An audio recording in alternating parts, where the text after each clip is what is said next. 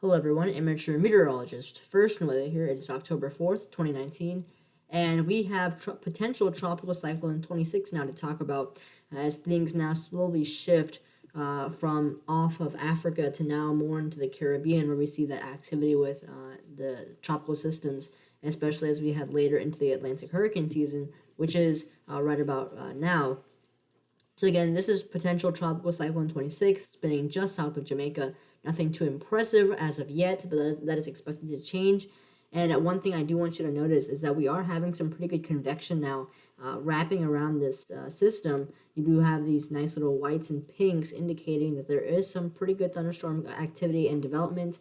If you look at the general structure of the system, you do see some low-level winds at the low levels coming in this way, and then you do have some sort of resemblance of some westerly winds coming in or easterly winds from this area right here.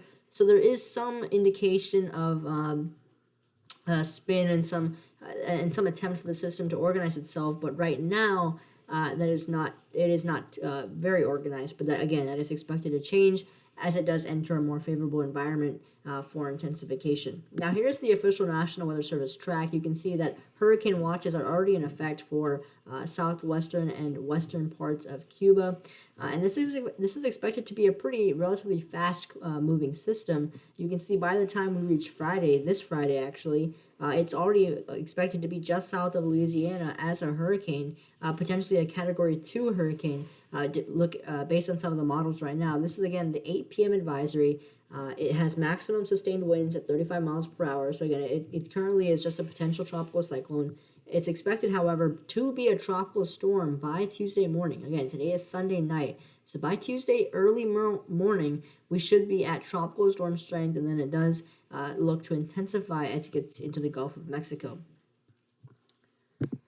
Now here's some of the hurricane models. This is based off the GFS ensemble. So again, there is that sort of liability because if the GFS is significantly off, then these models will be off. But they do often provide a good indication of where some of the model consensus is, especially if they're in a very tight little band. As you can see, we aren't really in extreme consensus, but again, we're not in complete disagreement either. And you can see that most of the models do take it in this consistent northwesterly direction. So they do take it basically just past Cuba, if not grazing it. And then there is this indication that the system will make a northeasterly turn. Where it makes that turn, however, will be key as to where it eventually makes landfall. If it makes that turn a bit later, it's going to go somewhere into western Louisiana, maybe even southeastern Texas. If it makes that turn a bit earlier, we could be talking about landfall somewhere in Florida or maybe even Alabama. So that is the key question here. One thing I do want to note is, of course, this is not in any ways a forecast, but Florida this year has not gotten hit once. And we've had, if I'm not mistaken, 2 or 3 landfalling hurricanes in the Gulf of Mexico.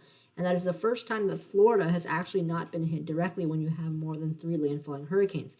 So that is definitely something that's interesting to note, or landfalling tropical systems, excuse me. So I do think if there's any sort of indication, I think there definitely is a chance anywhere from Louisiana all the way to Florida. These tropical systems have pretty significant changes in track. And one thing to keep in mind is that we still are about 5 to 6 days out. So there's a lot of variation that can occur between then. But there is a good idea that this will continue northwestwards, and then after that, where that turn will take place is going to be key to determine which area the system will eventually make landfall in. Now here are some of the track intensity guidance, and you can see that there's a nice little bell-shaped curve here. There is some pretty good consensus that this system does have the potential to intensify into a Category 2 hurricane. You have about half of the models taking it into Category 2, some even Category 3 strength, while others do keep it down low as a tropical storm, but most are intensifying this system into a hurricane. Now here's the GFS model. This is the 18Z run, and keep in mind this right here is where you have potential tropical cyclone 26. If we go through time, you can see that it does continue northwesterly. This is what the GFS solution is showing, and that it has it making that turn right about on 6Z Friday. So the GFS is actually a bit slower than what the National Weather Service is saying in terms of the track. The National Weather Service has this track making landfall sometime around Friday. The GFS has it making its turn in the Gulf of Mexico on Friday. So again, those type of things will need to be worked out, and all of those factors will impact the eventual landfall location. You can see this particular one is taking it right east, right to the east of New Orleans, and probably making landfall in Mississippi. So you can see here that the GFS does take it, but one thing I want you to notice that as soon as it enters the Gulf of Mexico, it does start to undergo some pretty good intensification before making landfall. And if we switch the European here, you can see it has pretty much the same thing. This is the system right here, and then it takes it through time. You can see right here, that system. The one that you saw earlier is a different one, so ignore that for now. This is it right here. And then as you go through time, the European then has it a bit further to the west. It makes the European has it making that turn a bit later than the GFS, and because of that, its landfall is a bit further to the west. Notice that the European is having this as a much weaker system.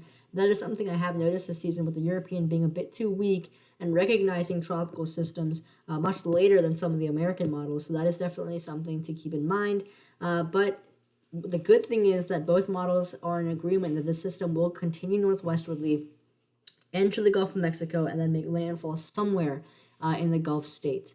Just where exactly is what the question is right now. Switching gears now to the upper level wind pattern. Now that we have relatively good consensus that this system will be intensifying, the system will make its way into the Gulf of Mexico and will likely make landfall somewhere, we now need to look at what is going for the storm and what is going against the storm. Looking at the 250 millibar wind field, you can get a good idea of what sort of systems are in place, what sort of wind shear there is, and how that will impact the storm's life and intensification. You can see this is valid for Thursday, October 8th. This is the GEFS ensemble model, so a compilation of a bunch of members, and you can see that it actually has a very strong anticyclonic high around the system, indicating that it does have good strength. This is something you usually see with pretty good hurricanes, Cat 1, Cat 2, and above, not really with any weak tropical systems. So the GFS ensemble here is indicating a relatively strong tropical system. As you can see, the pressure does not correspond to that, but with the wind fields, it definitely does show a system that is certainly packing a punch. And you can see we do have a bit of a cold front actually extending from the south right here. You can see these southwesterly winds coming in. This is part of the subtropical jet stream. Excuse me. You can see that we have a big amplified polar jet stream with a big ridge in the west, and this strong jet streak right here, bringing in some potentially cooler conditions according to what the GFS is saying. And with this right here, and the system going like this, you have relatively little wind shear. Yes, you do have some, but the extent of the wind shear is certainly not too great. And so that would mean that this system has a better chance of intensifying as it does enter the Gulf of Mexico with that strong anticyclonic high pushing those winds outwards like this, really providing the system some space to really just get itself together and intensify. And plus, with these southwesterly winds right here moving in the direction of this system's general movement, you have a parallel wind flow with potential tropical cyclone 26 moving this way, and those winds in from the west also moving that way. But one thing I do want to show you is as we go through time, this is October 8th, so early morning Thursday. As we move past that, you can see that the GFS ensemble suddenly just yanks the system a bit further to the right into Mississippi and Alabama. And the reason is because that jet stream right here, that subtropical jet stream and that associated cold front come in and then start to interact with that system. And with that system going like this, but with those winds then coming more strongly from the southwest like this, then you do start to see some wind shear as it gets closer and closer to that coast. So again, what the GFS run right here is showing is that the timing of the arrival of this little piece in the jet stream and in the atmosphere will be critical in determining how much wind shear the system does in fact see. If this cold front does come in a bit earlier, then I think we'll see some more wind shear. If it comes a bit later, we'll see less. So that's going to be the key puzzle right here to determine where the system exactly is going to go and how much wind shear it has to fight off. One thing that is going in favor for the system to not rapidly intensify as it approaches the coast is the cool water temperatures that we're seeing just south of the Gulf of Mexico and in the Gulf of Mexico. This is because of the past landfalling systems we've had over the past few weeks, and it certainly has helped cool down water temperatures in this region right here. So that should definitely help out a little bit to prevent any rapid intensification right before landfall. Now, switching gears to Tropical Storm Gamma, again, right, we're in the Greek alphabet, very active hurricane season. This is expected to maintain tropical storm strength and move relatively slowly, and then go drift basically into Guadalajara right here. I believe this is Guadalajara. Actually, no, never mind. That's the state up here.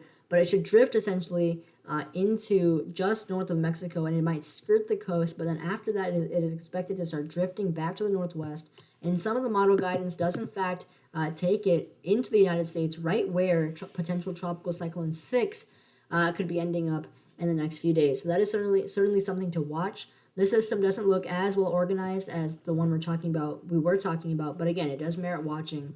And so, again, the next 2 weeks do look particularly busy for the Gulf of Mexico, with 2 potential systems impacting it in a matter of just 14 days.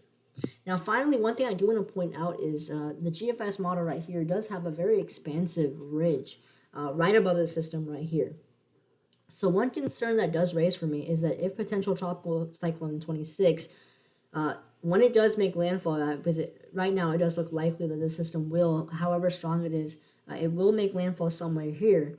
With that big strong ridge to the north, there's not really going to be any principal feature that's going to force the system outward. You might remember with the GFS ensemble model here, I did show you that we had this sort of progressive trough coming in here, this little kink in the jet stream. However, with the GFS the main model solution here, you can see there's pretty much nothing. We don't really have any kink. There's a little something right here, but nothing really too significant. So it's going to be pretty important to see how that plays out. Usually the GFS ensemble model is much more accurate this far out, but it just is something I want to point out that it is a possibility. Is it likely? As of now, no, but it is something to watch, because if that does in fact end up verifying, the risk for flooding with that system moving much more slowly because of the lack of steering currents is much higher. So right now, I would not worry about that too much because the ensemble model is not showing this solution, but it is certainly something to keep in mind. So stay tuned, guys. The next 2 weeks look pretty active. Stay safe out there, and I'll see you next time.